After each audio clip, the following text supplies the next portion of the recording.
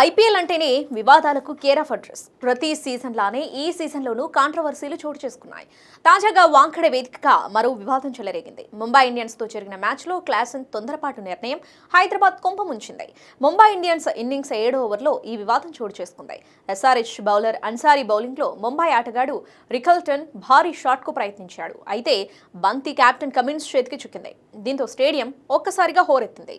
అద్భుత ఫామ్లో ఉన్న రికెల్టన్ అవుట్ అవ్వడంతో ముంబై శిబిరంలో ఆందోళన మొదలైంది. బ్యాటర్ కూడా పెవిలియన్ వైపు వెళ్లాడు. ఈ సమయంలో అంపైర్ అతన్ని నాట్అవుట్గా ప్రకటించి ఆ బంతిని నోబాల్గా ప్రకటించాడు.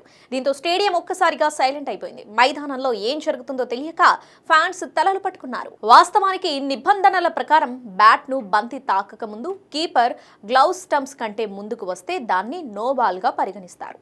ఈ మ్యాచ్లో అన్సారీ బంతిని విసరగా బ్యాటర్ బంతిని కొట్టక ముందే కీపర్ హెన్రిచ్ క్లాసెన్ గ్లౌజులు స్టంప్స్ ముందుకు వచ్చాయి. ఇది గమనించిన థర్డ్ అంపైర్ రికెల్టన్ ను నాట్అవుట్ అని ప్రకటించాడు. పైగా ఆ బంతిని నోబాల్ గా కూడా ప్రకటించాడు. అయితే లక్నోతో జరిగిన మ్యాచ్ లో ఆయుష్ బదోని విషయంలో ఇదే జరిగింది.